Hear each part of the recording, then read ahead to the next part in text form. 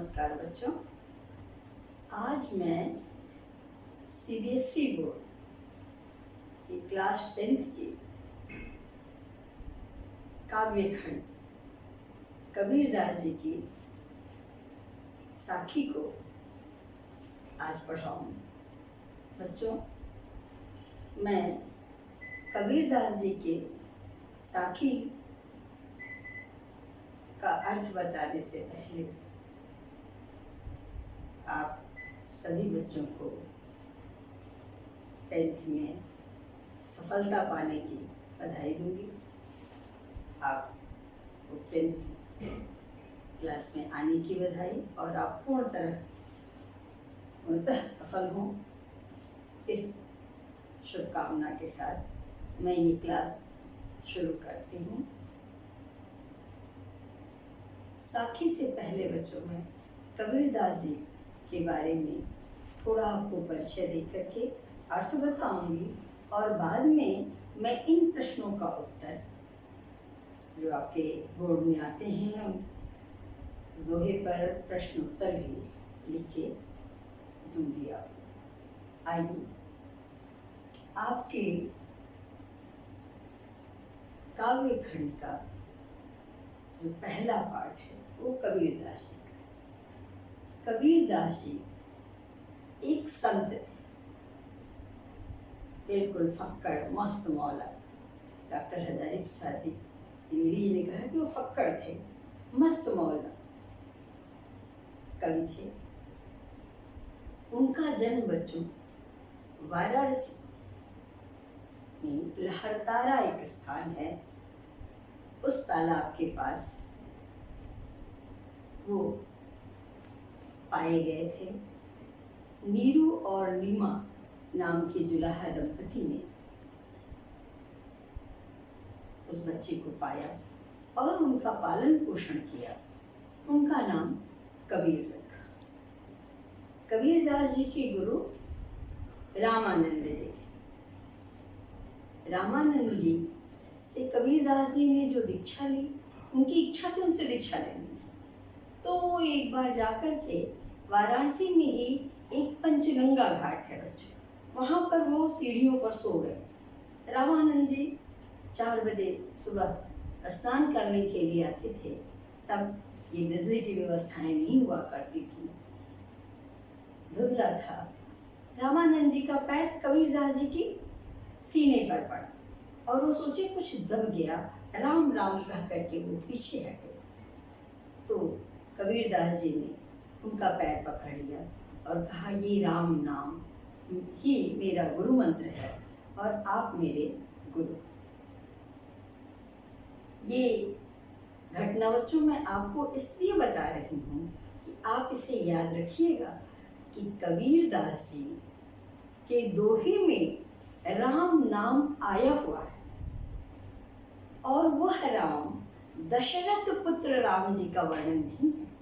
वह राम गुरु मंत्र राम है जो परम ब्रह्म परमात्मा के लिए है, क्योंकि कबीरदास जी संत थे, भक्त थे, लेकिन ये निर्गुण भक्ति परंपरा के गए थे। निर्गुण भक्ति परंपरा वाले एक ईश्वर मानते हैं, शक्ति मानते हैं, लेकिन वो राम कृष्ण गणेश जी शंकर जी दुर्गा जी इस रूप में नहीं, सगुण गुण के साथ में निर्गुण। निर्गुण है, निराकार है, जिसका कोई आकार नहीं है, उस ब्रह्म की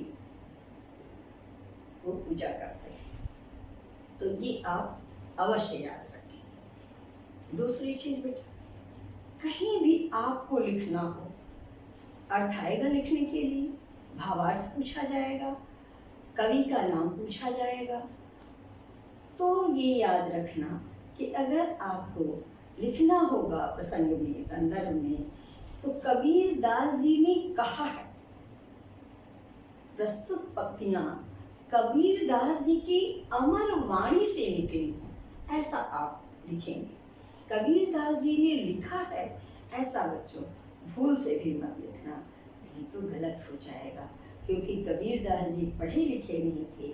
उन्होंने स्वयं कहा था कि मसी कागज छुयो नहीं, कलम गही नहीं हाथ, कि मैंने मसी माने स्याही और कागज को छुआ नहीं और कलम को हाथ में नहीं पकड़ा। वो गाया करते थे। जुल्हा के घर में थे तो कपड़ा बुनने का कार्य कर रहे हैं, कुछ भी कर रहे हैं, अपने हृदय की अनुभूतियों को आँखों से जो समाज में देखते थे उस पर वो गाया करते थे और उनके शिष्य उसको लिपिबद्ध कर ले। कबीर ग्रंथावली में ये साखी, सबर, रामायणी, ये 3 उनकी रचनाएं हैं, बीजक में संग्रहित हैं। बीजक में तो ये उनके शिष्य ने लिखा। बच्चों ये याद रखिए। अब वो संत थे, संतों के साथ रहते थे। उनकी भाषा में मस्त मौलापन है, वाणी के डिक्टेटर हैं, पूरा अधिकार है भाषा पर। लेकिन बेटा उनकी भाषा सदुक्कड़ी भाषा है। राजस्थानी भाषा, ब्रज भाषा, अवधी भाषा, अरबी, उर्दू, फारसी के शब्द, बोलचाल के शब्द उनकी भाषा में हैं। इसलिए उनकी भाषा को सदुक्कड़ी भाषा या पंचमेल खिचड़ी भाषा कहा जाता है। खिचड़ी खाते हैं ना, सारी चीज़ें मिली रहती हैं, दाल चावल सब्जी सब मिला के खिचड़ी बनती है। तो भाषा कैसी है? पंचमेल खिचड़ी या सदुक्कड़ी भाषा। आगे बच्चों, कबीरदास जी पर ये याद रखना कि भाषा उनकी कि काव्य सौंदर्य लिखना हो, कोई दोहा है, कोई कविता आई, उसका अर्थ लिखना है और ये पूछने कि इसके गुण बताइए, तो ये गुण हो जाएगा कि भाषा सदुक्कड़ी है, पंचमेल खिचड़ी है, ऐसा उसमें लिखिए। इस तरह बच्चों कबीरदास जी के बारे में मैंने संक्षेप में आपको बताया। आगे के वीडियो में हम लोग आपके काव्य खंड से आए कुछ दोहे का अर्थ पढ़ेंगे। और तब तक के लिए कबीरदास जी का जीवन परिचय पढ़ते रहिए। आपको कैसा लग रहा है हमें ज़रूर बताइए। हमें सुनने के लिए बच्चों बहुत बहुत धन्यवाद। नमस्कार बच्चों, आज मैं CBSE बोर्ड की क्लास 10th की काव्य खंड कबीरदास जी की साखी को आज पढ़ाऊंगी। बच्चों मैं कबीरदास जी के साखी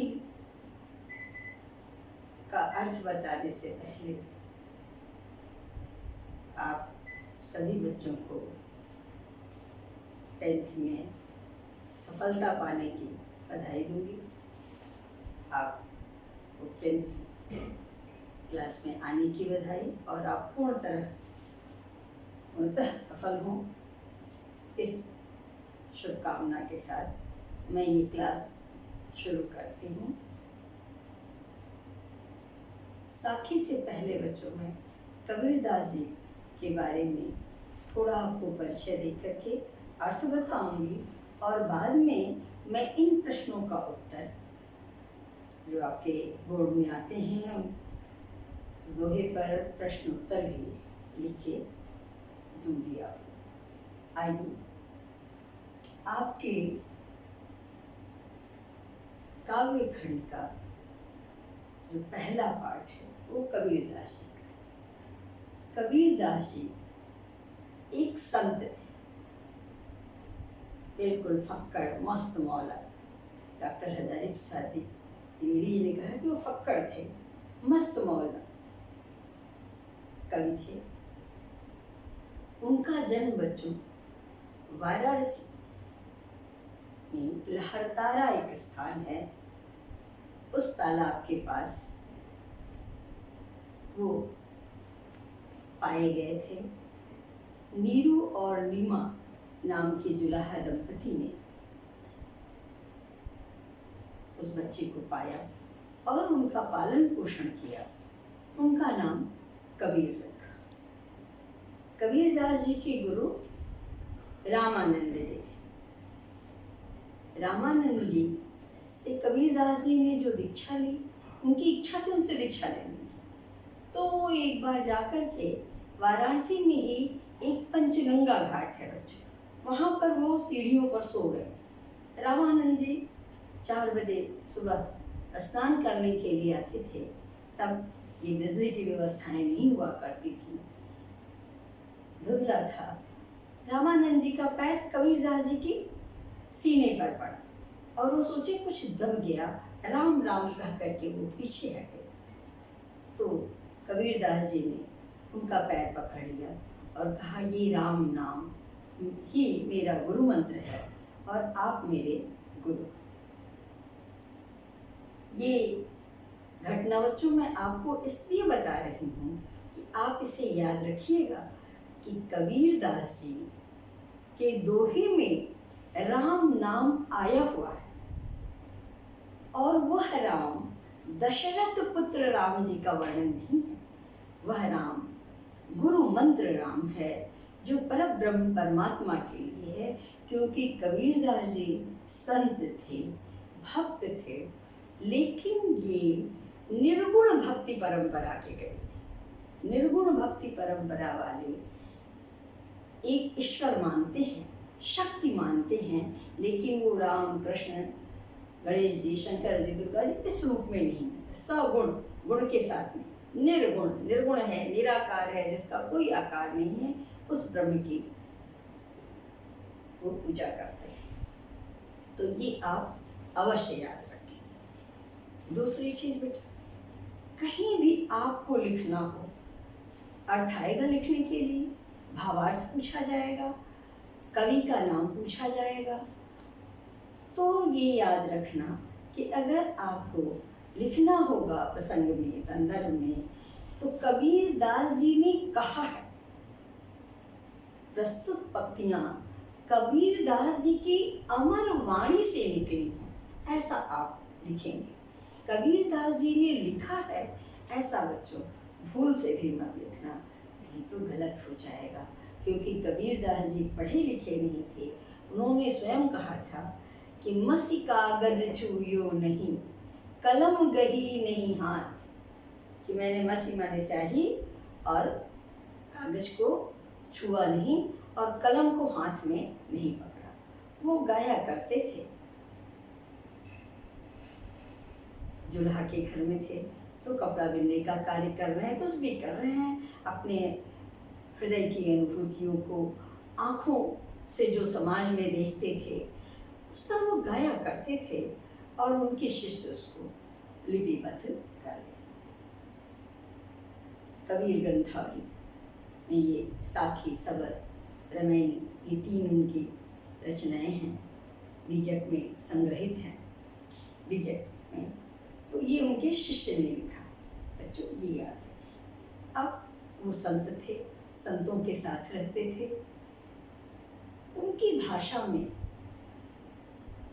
मस्त मौलापन है, वाणी के डिक्टेटर हैं, पूरा अधिकार है भाषा पर, लेकिन बेटा उनकी भाषा सधुक्कड़ी भाषा है, राजस्थानी भाषा, ब्रज भाषा, अवधी भाषा, अरबी, उर्दू, फारसी के शब्द, बोलचाल के शब्द उनकी भाषा में हैं, इसलिए उनकी भाषा को सधुक्कड़ी भाषा या पंचमेल खिचड़ी भाषा कहा जाता है। खिचड़ी खाते हैं ना, सारी चीज़ें मिली रहती हैं, दाल चावल सब्जी सब मिला के खिचड़ी बनती है, तो भाषा कैसे है? पंचमेल खिचड़ी या सधुक्कड़ी भाषा।